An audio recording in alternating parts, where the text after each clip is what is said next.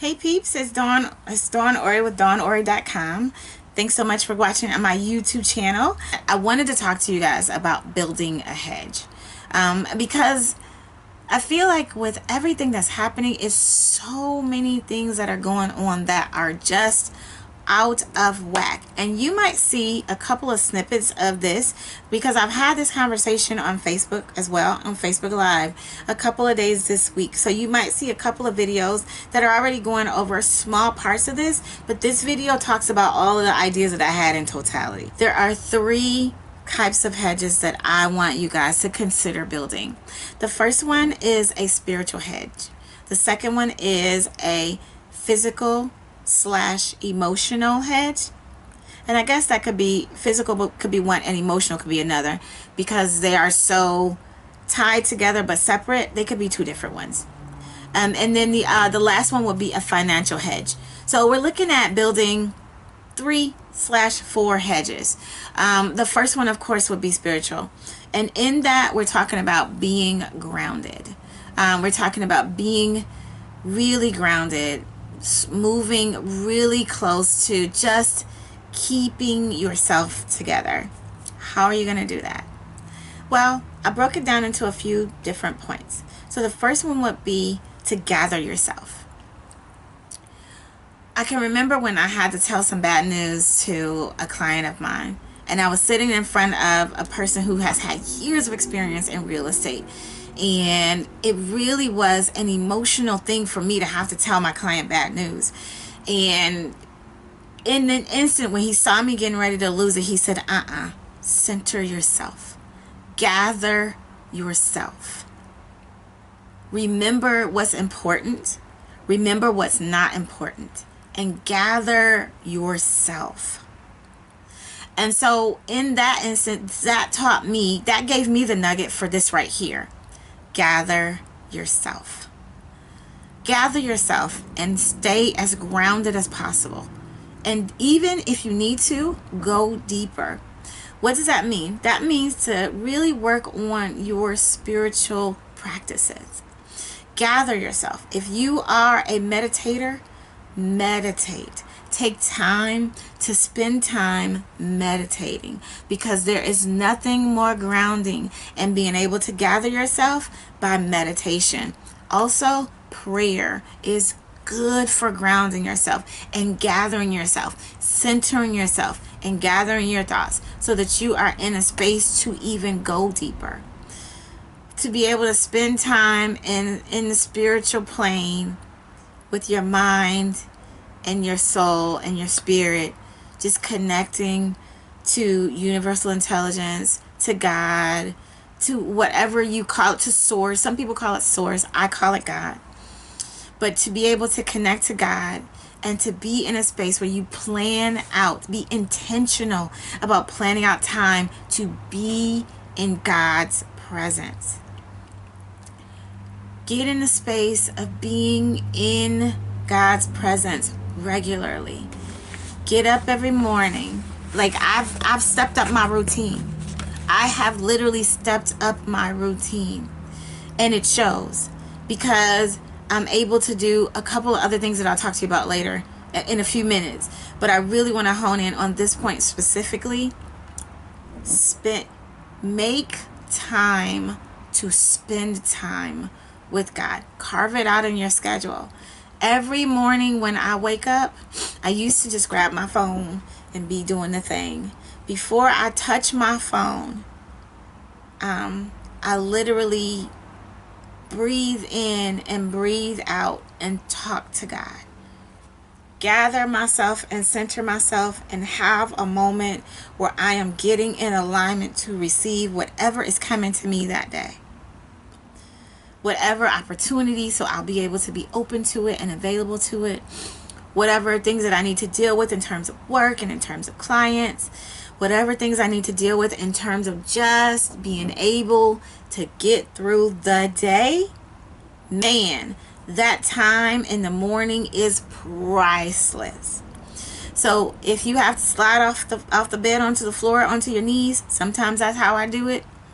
If you have to get up and leave the room and get into a place of quiet and solitude. If you live with somebody and they're in the bed with you and they're snoring, or you don't want to disturb them with your time, and you don't want their energy in your energy with your time, get up, creep away, get to a place where you can get on your knees, get on your face, sit down in a space of quiet and just connect.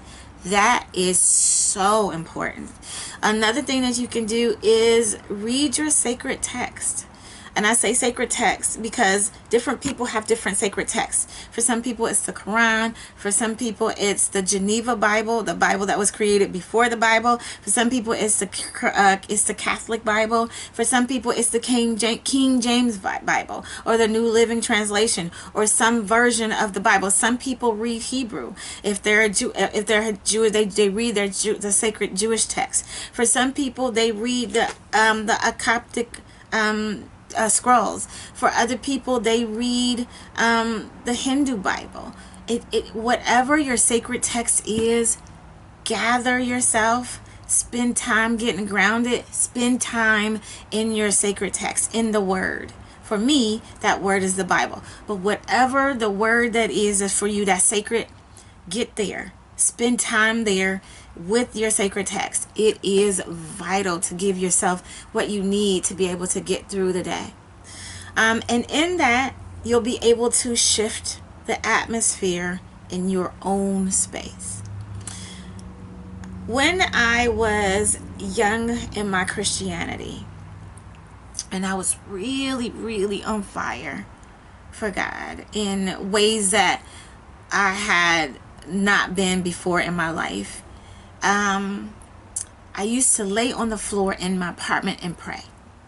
And I used to do that because I went to a church where we had Bible study, and before we had Bible study, we had prayer. Then we had a separate day for prayer that was just prayer. Then in the morning, as on Sunday before service, we had prayer. And we had prayer, and then we went into service, and I was in 3 services. And then there was prayer in between service. So there was the grounding for prayer was there for me. And literally, I used to lay out and pray and pray and pray. And there was a time, and even now people come in my house and they say, your house is so peaceful in here. It's so peaceful in here. You can literally shift the atmosphere in your own space just by getting completely grounded, completely settled, and take yourself into the space of deeper. It is beautiful, and it can transform your atmosphere. You can shift the atmosphere for yourself. And how do I know that that's possible? Even in your moments of distress and of feeling pressed, especially now. I have an example. I woke up a few weeks ago, maybe 2 weeks ago. It wasn't this week, it was last week. And literally since the epidemic has been going on, I've awakened every day to somebody that I love that's in Detroit, either being sick or losing someone, or someone that I love lost someone. So this pandemic is wreaking havoc on my friends, my family, immediate family, and beyond. And there are places in this thing that are just so heavy. Think about it, and in thinking about that, I woke up one day and one of my friends lost their mom. And I saw it and I was like, okay, this is too much. And I immediately just looked at it and was like, okay, and put the phone down. I'm still in the bed. I haven't got out of bed yet. I've done my prayer, but I haven't got out of the bed yet. So I immediately just, okay, that's too much. How am I going to deal with that? And immediately, because of the loss that you feel, the tears just welled up in my eyes. And I'm like, okay, how am I going to deal with this? What is this going to be for me? And I turned over and I said, and I just asked myself, how are you going to choose for this? What are you going to choose to feel in this moment? What are you going to choose to carry from here throughout the rest of your day? And I started thinking about the beautiful person that she was. And all of a sudden, I started getting grateful for just even knowing her.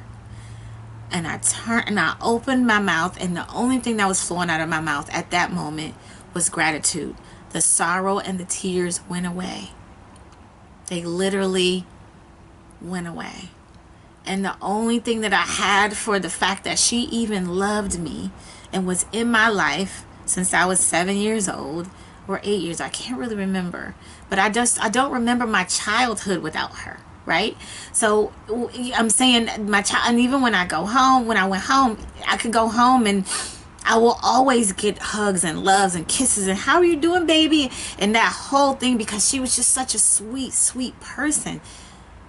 And I chose to just be grateful that she was in my life. And when I did that, everything shifted. I literally had the most incredible day because I literally chose what I wanted to feel in that moment and how I wanted to process what was happening. That happens literally almost every day now. I see it. Somebody that I love, somebody that I'm connected to, somebody that I'm close to losing somebody. Just wild. Just wild. And so I have to make a choice every single day how I'm going to have the atmosphere in my household, because that dictates the outcomes in my day. So what do you do to maintain the vibration, to maintain the space of gratitude, to maintain the space of being in a place of productivity and happiness and joy and excitement for the day among all the stuff that's happening? Gosh, this is going to be a long video. You take some time to really be grateful throughout the day, and you write yourself love notes. You write yourself notes. I can look up right now, and I see right now in front of me, I am the champion for my own successful existence. I have one that says God is always around me all the time. I have one that's up that says stay out of your feelings because ain't no money in there. Like I have stuff up that helps me to stay focused whenever I'm in whatever, and I read them out loud because I need them. And as I need more, I make more. So those things that I use every day help me to maintain the vibration that I have when I choose it for the day. And being grounded. And the other thing that helps me be grounded is my nighttime ritual. At a certain point, no matter what I'm doing, I shut the computer off. I shut the phone off. I shut the time down. I get on my knees. I sit on my mat. I sit in my yoga spot. I get in my bed and I reflect on my day. And I write down my gratitude, and I write down my accomplishments, and I write down things that I want to be better, and I spend time in that space of just reflection and gratitude. And then I talk to God, and I have prayer time, and I have a little meditation time where I'm quiet, and I turn on my meditation music before I go to bed, and I go to sleep with meditation music on. So I give myself the opportunity all day long to just have a different experience than what's going on outside. Because outside, if you don't turn that stuff off, man, it can be the death of your confidence and the death of your ability to function in this world, because you'll be full of fear. The next thing I was going to say is protect your gates. You remember the little see no evil, hear no evil, speak no evil? Remember that? There, even if you look on them on your emojis on your phone, you'll see the little monkey like this. You have the emoji where you're covering your mouth. You have the emoji where you're not saying a word. You have the emoji where I think there's an emoji where you cover your ears. I don't know. I think there is. But if they're not, imagine that you have the ability to really protect what comes in and what goes out, and you do. So look at what you're watching. Look at what you're listening to. Look at what you're speaking to yourself internally and what you're speaking externally. All of those things matter. So the information that you get, the information that you give to others, the internal conversations, the internal thought processes, what you watch, all of that has everything to do with what you can concentrate on and what your thoughts are and what comes out of your mouth and becomes a thing. Because thoughts become things. Thoughts actually are things, but they become things in the physical. So consider that they have your thoughts, your words have so much power because your thoughts are so much powerful because they are so eternal. So consider all of that when you're thinking about building this hedge around yourself. Look at what you're watching. Look at what you're listening to. Look at what you're concentrating on and what's coming out of your mouth, and protect your gates. So that's all about the spiritual. The next one is the physical and the emotional. So I'm going to do those together because I want to make sure that I save some time, because I think this video is going to be a little longer than I thought it was going to be when I started talking. So your physical and emotional. Build up your immune system. I will put up my Facebook Live on immunity. I've done a few. And I'll put up the one that I gave the most detail in. It's a really good video. A lot of people have looked at it. It gets a lot of views. Actually, I'll put a link to it in the description. I'll make it public, so if you are not my Facebook friend, you can still see it. So that way it'll show the way it's supposed to show on Facebook. You'll be able to see it. So I'll put a link to the immunity video in the description. But make sure that you do things to build up your immune system. Drink water. Drink water. Drink water. Because a lot of people I know don't like drinking water. You have to drink water in order to be able to stay healthy. It flushes your system. It keeps your toxins down in your body. So drink water. Exercise. I know. It's so tempting to sit in the house and watch the videos and watch the news and watch Netflix and do a whole lot of Netflix and chill right now. But you need to move your body. And it might not be easy for everybody, but YouTube has chair exercises that are 5 or 10 minutes. Some of them are 20 minutes. Some of them are 15 minutes. And even if you can't do the whole video, start. And keep being consistent with it until you can do more. For me, I am a part of a group that Zumba instructors literally do online Zumba. So I get exercise regularly in this time. I also have an app for yoga because with the injuries that I have, my physical injuries, I need yoga in my life in order to just not be in pain and to be able to function normally. And in terms of your body, make sure you move. You have to move. Give yourself 5 minutes. If you can't do 30, do 5. And then work up until you can do 10. And then do 10 until you can do 15. And then after that, you'll be able to do 25. And then from there, you'll be able to do 20, 30. And then from there, who knows? But give yourself the opportunity to get your body moving, because that helps to regenerate your cells. So you need that. And again, you can just start with chair exercises. And they have YouTube videos for chair exercises for seniors if you are debilitated to the place where you just need something. Do what you can, but do something. The other thing that I'll say is watch what you're consuming. And watch why you're consuming what you're consuming. And how often you're eating. When we first got in the house, I was going to the refrigerator like all the time. Like, what's in there? Like, what's in there? Like, what's in there? Going to the cabinets like, what's in there? What's in there? Now, I didn't. Now, I know what's in there because I went shopping, okay? But the idea that I could just access it whenever I wanted to. And I was going out of habit, not out of hunger.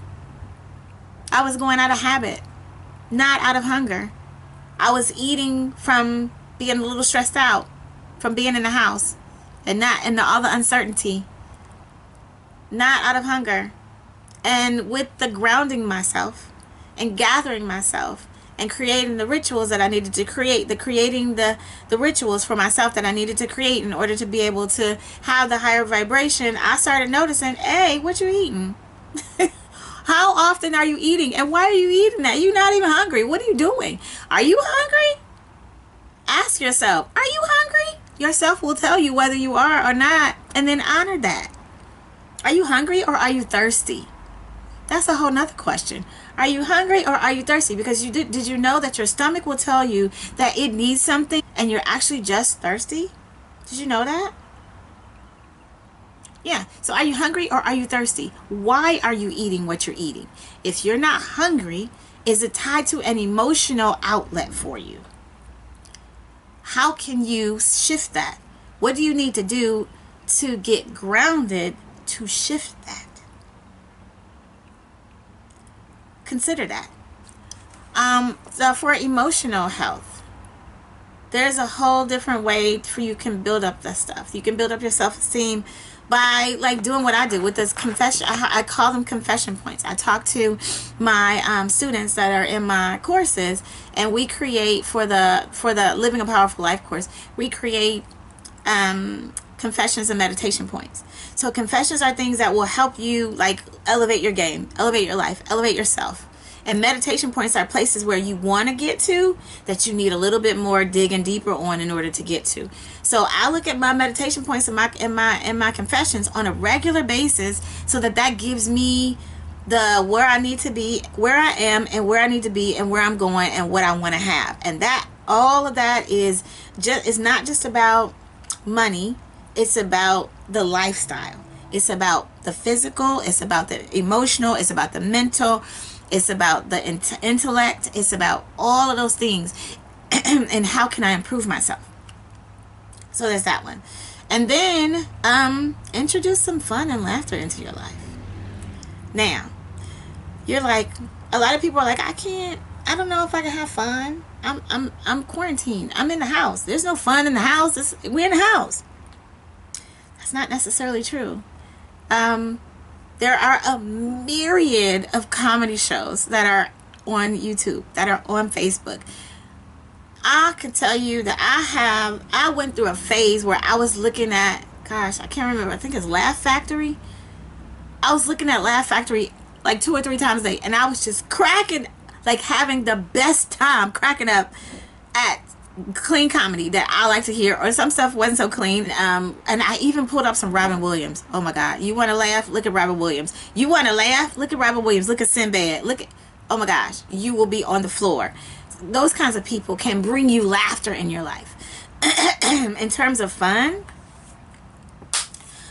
if you are not on Instagram listening to DJ D Nice when he has his club quarantine, jamming with the people, there are so many DJs, so many concerts, so many things that are out, that are available. Like Lady Gaga just had a concert yesterday. Did you know that? A free concert from Lady Gaga just because we're in the house.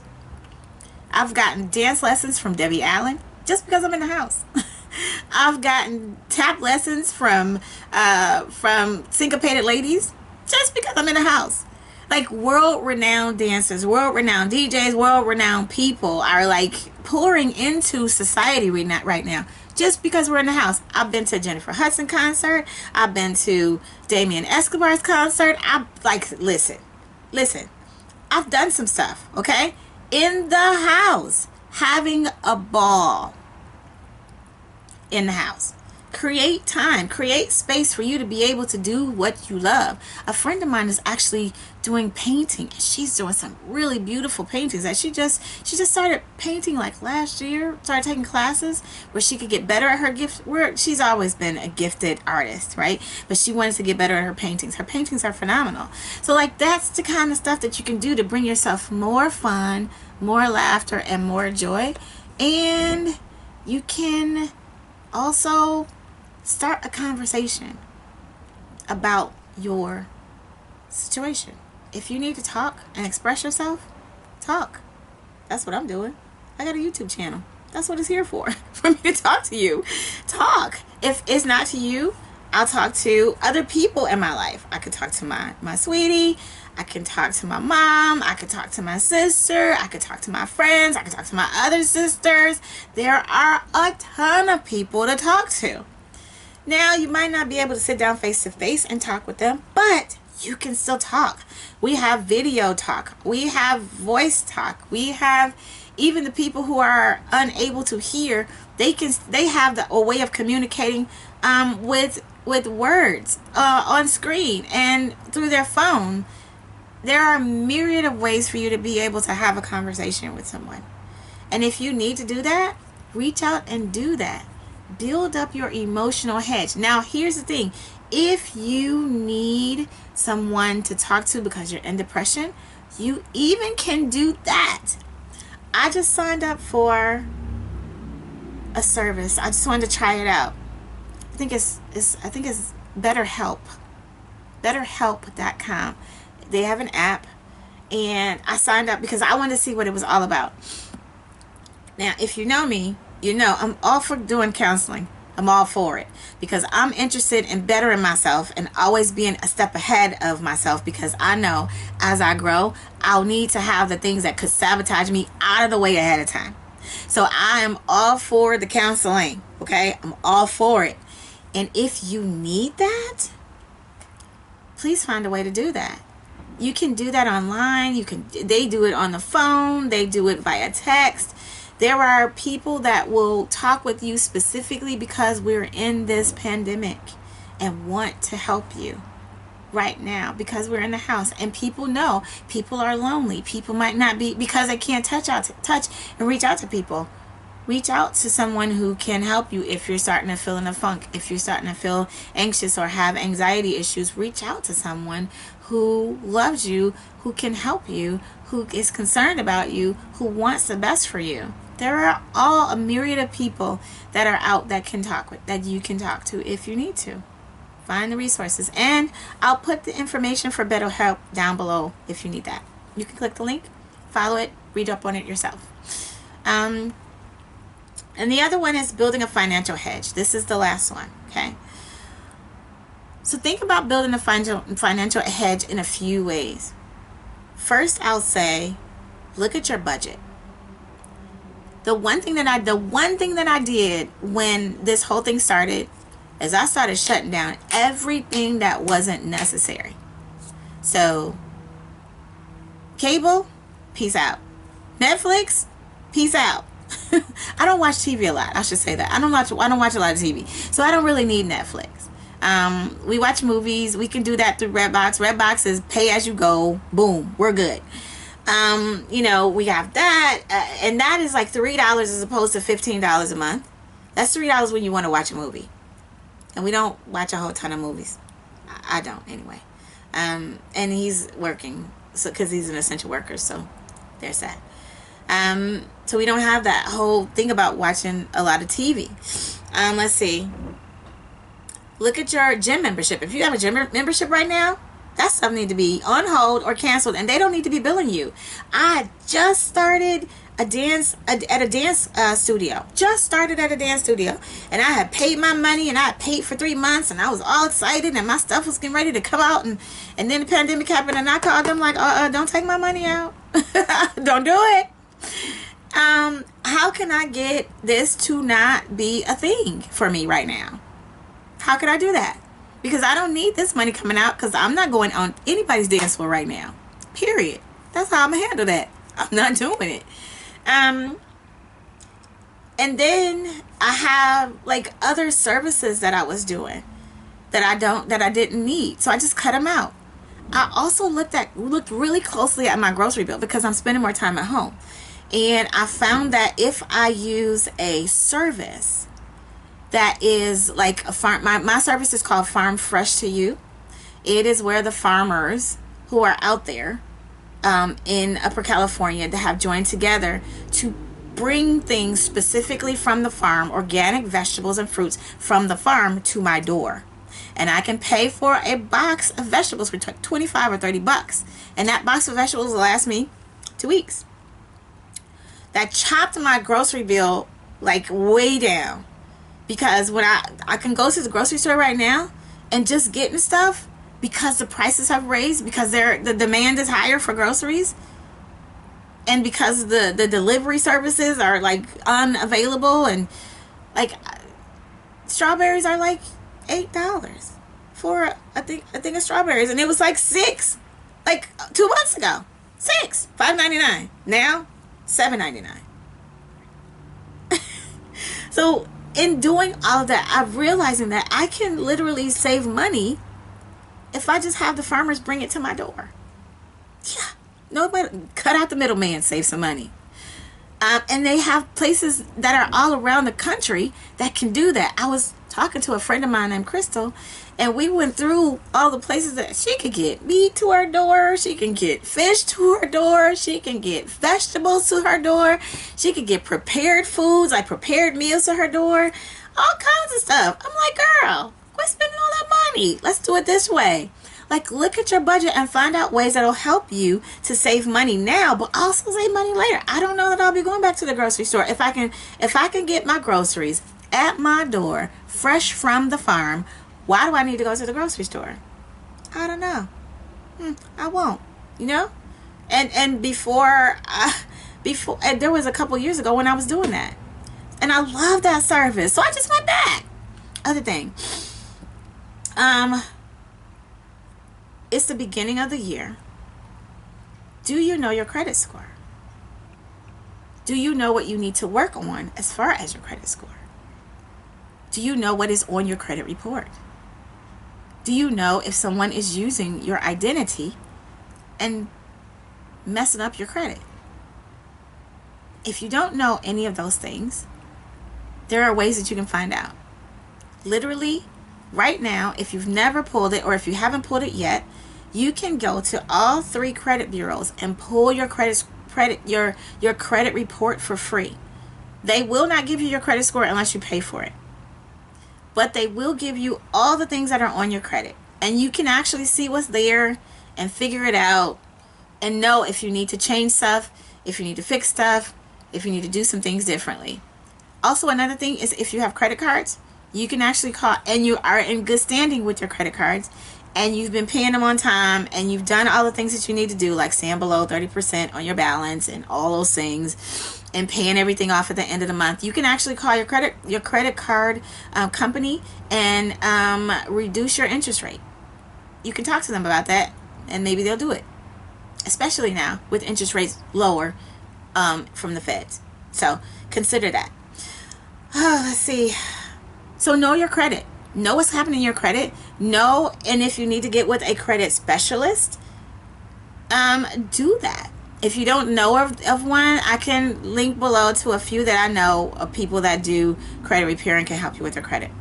So I'm not recommending any of them because I've never used any of them. I do know that they do it. I do know that other people have had great results. You can find out from them what they do. I'm not advising you on using any of them because I'm not a financial advisor, but you can absolutely look at how to get your credit score better. And there's a myriad of information on consumer credit at all of the credit bureaus.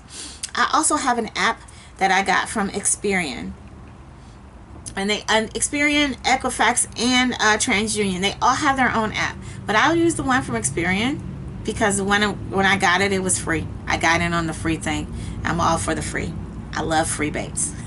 Love free baits. Anyway, I got my credit score from the credit bureau, and I can check it all the time. I also have a credit union account, so my credit union account tells me what my FICO score is at any time I wanted to know. At any time I want to know, I know exactly where my credit is. So knowing those things will help you, and maybe your bank will do that as well for you. I don't know, but I know mine does. And you can check with them if you want to know that. If you download the app and it's not there, you can ask them if there's a way that they can point you to it through the app. If they do that, they may. Who knows? The other thing that I'll say is, if you need money right now, this is like the land of opportunity for online stuff. Create an online course, create an online blog, create a vlog, write your book, put your book out there in stages, whatever you need to do. There are a myriad of ways for you to be able to make money right now by sitting at home. even if you become a person who is like an administrative assistant. So all of that's out there and available, and anybody can do it. Anybody can literally use their talents to make money. The other thing that I'll say in building a hedge is consider your legacy. Consider your legacy when you're building a hedge. Look at, what you want to leave behind for the people that will come after you. If you own a business and you don't have your business plan written out, it's a good idea for you to do it, because when you write your vision and make it plain, another person who comes behind you can pick up the vision and run further. That gives you longevity in your business. You want to be able to, if you're a CEO, build your business so that your business is able to be taken over by the next person and pay you in perpetuity. Yeah, and pay your family in perpetuity. So you want to be able to set your business up to do that. You also want to have your personal affairs in order. So you want to have your will done. You want to have your medical directives done. You want to have your trust set up. So, and the reason why you want to do that is because if you pass away without a will, without a trust, your family who inherits, if you have property, they inherit $18,000 in debt off the bat, because that's what the state charges you for passing away without a will and without a trust. So to save your family an $18,000 bill, get a will, get your trust, get your affairs in order. Make sure you have your family or your people designated for your medical to be able to speak for you in case you can't speak for yourself. And that's after this whole thing is over, because we still have to live after that. Also look at investments, ways to make sure that you build a financial hedge. You can invest in stocks, you can learn Forex, you can be a Forex trader, you can be a stock trader, you can invest in futures, you can be a you can be a futures trader. You can also invest directly with a stockbroker and have a financial advisor advise you and do that for you. You can buy real estate. You can be a real estate investor in a few ways. You can do that through real estate investment trusts, which are also called REITs. You can do that by investing in apartment syndications, which is an amazing way to make money, be an owner, and have money in perpetuity without having to deal with tenants and toilets and trash and evictions and all that stuff. And then you can also become a landlord yourself and have the hands-on experience, either buying properties, houses, condos, apartments if you're in spaces where they sell apartments, or vacation rentals, or medical buildings, or whatever you want to buy. You can become a landlord in that sense and have that become a financial hedge for you. There are a myriad of ways to do this. What I want you to remember is building a hedge is something that can be done over time. It's not something that has to be done immediately. I know I've given you a ton of information, but what I wanted you to do is to know that it's your responsibility, even though we're in the house, to really and truly take care of yourself, to take care of your body, to take care of your mind, to take care of your emotions, to take care of your finances, and to build your hedge. Because when we get out of this thing, we need to be able to rock and roll. And I want that for you. I want you to be able to rock and roll and be so secure that all the things that you need, that you set in place, are popping. So, thanks for listening. Coach Dawn A, DawnOry.com. I appreciate you. Thanks for being a part of my channel. Have a wonderful, wonderful Sunday evening.